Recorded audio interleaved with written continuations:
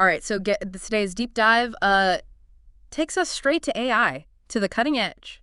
We're talking large language models, Aye. LLMs, the things that are powering ChatGPT, you know? Right. You sent in some fascinating research on how to make these LLMs even smarter, how to get them to really think deeper. Really think? Yeah, this paper, Evolving Deeper LLM Thinking, it comes from the brilliant minds over at Google DeepMind, and let me tell you, it's not as intimidating as it sounds. Yeah. They're basically trying to crack the code of getting LLMs to tackle, like complex problems that require some serious planning. Serious planning. Yeah. And this isn't just about planning a weekend getaway. We're talking about the kind of planning that could optimize everything from like traffic flow in a city Yeah. to developing personalized medical treatments. Exactly.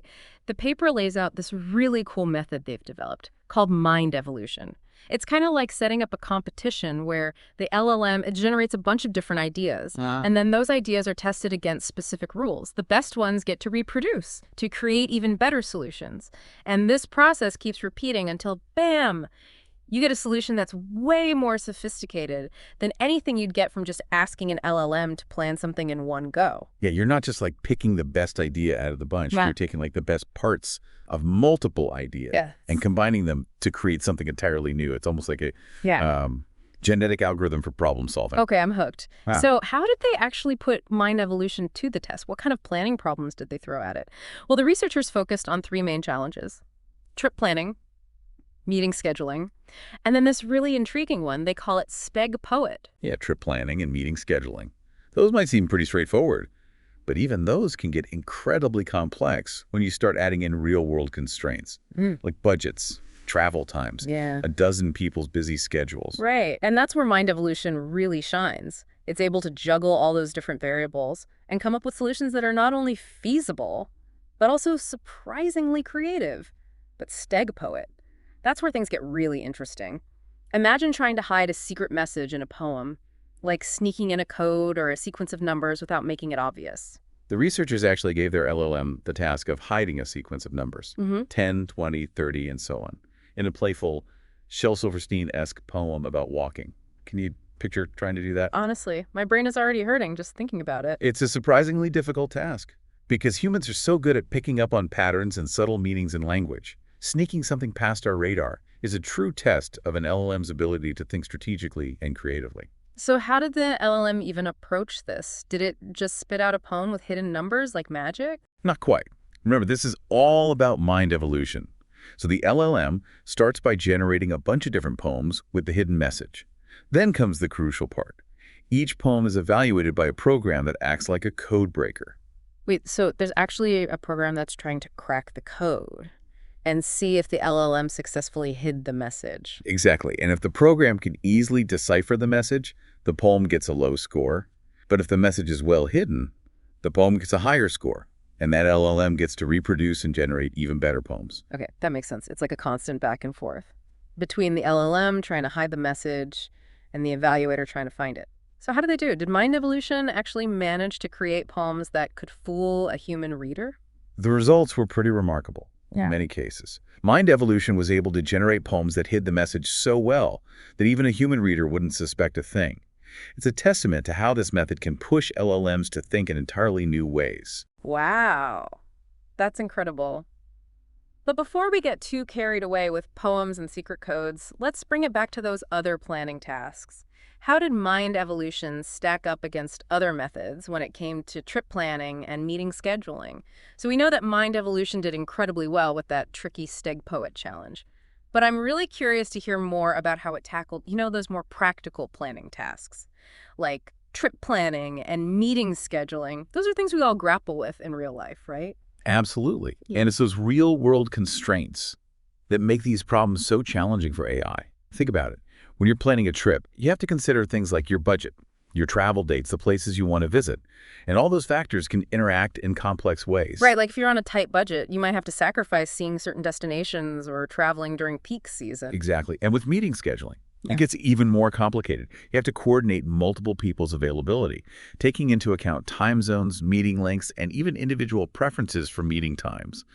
It's like trying to solve a giant jigsaw puzzle, where the pieces keep changing shape. So how did mind evolution manage to navigate all that complexity? Well, the key is that it doesn't just try to find a solution. It tries to find the best possible solution. And it does this through a process of constant evaluation and refinement. So remind me, how does that evaluation process work? What's actually judging these different solutions? For each planning problem, the researchers designed a specific evaluator, a program that acts as a judge, if you will. This evaluator has a set of criteria based on the problem's constraints. So for the trip planning problem, the evaluator will be looking at things like whether the itinerary stays within budget, visits all the desired destinations, and optimizes travel time. Exactly. It's not just about checking boxes. It's about finding the most efficient, enjoyable, and cost-effective itinerary possible. And imagine the evaluator for meeting scheduling is even more meticulous, making sure there are no scheduling conflicts and that everyone's time is being used effectively. Precisely. The evaluator is constantly scrutinizing each proposed schedule, flagging any conflicts and looking for ways to optimize the overall flow of meetings. So it's like having a super efficient personal assistant who can instantly analyze and refine your plans based on all these different factors. That's a great analogy. And what's remarkable is that the LLM is able to learn from this constant feedback and generate increasingly sophisticated solutions. That's what I find so fascinating about mind evolution. It's not just about brute force calculation. It's about learning and adaptation, which seems much more aligned with how humans solve problems. I completely agree. And the researchers found that this iterative process of evaluation and refinement was crucial to the success of mind evolution. It allowed the LLM to explore a much wider range of possibilities and come up with solutions that would have been missed by more traditional methods. So in a sense, the evaluator isn't just a judge, it's also a teacher, guiding the LLM towards more effective ways of thinking. That's a great way to put it. And this highlights one of the most exciting aspects of this research. It's not just about solving specific planning problems. It's about understanding how we can make LLMs more intelligent and adaptable in general. It's like we're giving these LLMs the tools they need to become better thinkers, to approach problems with more creativity and flexibility. Precisely. And that has profound implications for how we might use LLMs in the future. Yeah. We could potentially task them with solving problems that we haven't even considered yet. Okay, but let's not get ahead of ourselves. I want to make sure we really understand how mind evolution works in practice. Can you walk us through a specific example, maybe from the trip planning task? Of course. Imagine you're planning a trip to Europe, and you have a budget of $5,000, 2 weeks of vacation time, and a list of cities you want to visit, say Paris, Rome, and Barcelona. Sounds like my kind of trip. Now with mind evolution, the LLM would start by generating a bunch of different itineraries, each one a potential solution to your travel problem. So some itineraries might prioritize seeing as many cities as possible, while others might focus on spending more time in each location. Exactly. And the evaluator would then assess each itinerary based on its adherence to your constraints and preferences. Did it stay within budget? Did it visit all the desired cities? Did it optimize travel time? And imagine the evaluator would also consider things like the order of the cities, making sure the itinerary flows logically and avoids unnecessary backtracking. Absolutely. The evaluator takes into account all those subtle factors that contribute to a successful trip.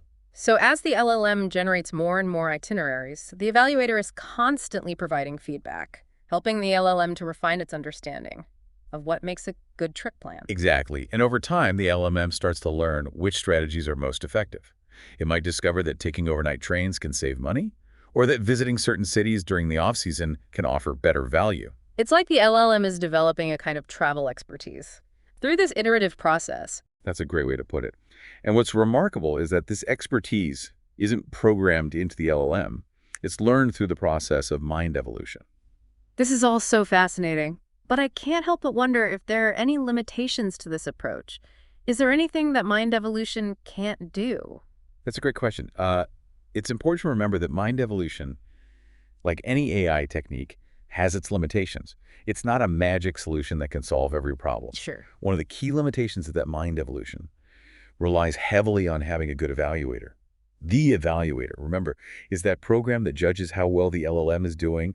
If the evaluator isn't designed properly or doesn't accurately reflect the goals of the task, then the whole process can go astray. So it's like having a coach who doesn't really understand the sport. You might end up training really hard, but you won't necessarily be training for the right things. Exactly. And designing a good evaluator can be really tricky, especially for tasks that are more subjective or open-ended, for example.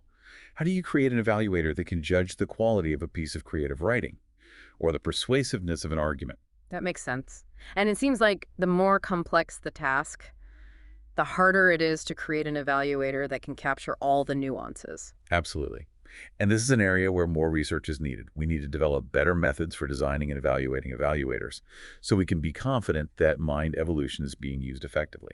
Okay, so that's one limitation to keep in mind. Are there any others? Another consideration is that mind evolution can be computationally expensive. Remember, it involves generating and evaluating a large number of potential solutions, which can take a lot of processing power and time. So for really complex problems, it might not be feasible to use mind evolution with current technology. That's a possibility. However, as computing power continues to increase, this limitation will likely become less of an issue. And researchers are also working on developing more efficient versions of mind evolution that can achieve good results with fewer computational resources. That's good to hear. It sounds like this is a very active area of research with lots of potential for improvement and optimization. It definitely is. And the exciting thing is that mind evolution isn't just limited to planning tasks. It could potentially be applied to a wide range of problems, from designing new materials, to composing music, to even writing code. Wow, that's incredible. It seems like this research is opening up a whole new world of possibilities for what LLMs can achieve. But it also makes me wonder, if LLMs become capable of solving such a wide range of problems, what does that mean for us humans? That's a really important question, and one that we need to be thinking about carefully. Yeah. As LLMs become more powerful, we need to make sure that they're being used for good and that they're aligned with human values. So it's not just about the technical advancements, it's also about the ethical and societal implications of this technology. Exactly. And that's why it's so important to have open and honest conversations about AI and its potential impact on our world. We need to involve a wide range of voices in these discussions, not just AI researchers, but also ethicists, policymakers, and the general public. That's a great point. AI is going to affect all of us, so we all need to be part of the conversation about how it's developed and used. I couldn't agree more. The future of AI is not something that's predetermined. It's something that we're all shaping together. And I believe that if we approach it thoughtfully and responsibly, we can create a future where AI empowers us and helps us to live better lives. Well, that's certainly an optimistic and inspiring vision, and I think this deep dive has given us a lot to think about, not just about the technical capabilities of mind evolution, but also about the broader implications of AI for our society. It's been a pleasure exploring these ideas with you. Likewise. And to our listeners, I encourage you to keep learning, keep questioning, and keep engaging with the evolving world of AI. It's a journey that's just beginning, and it's one that we're all on together.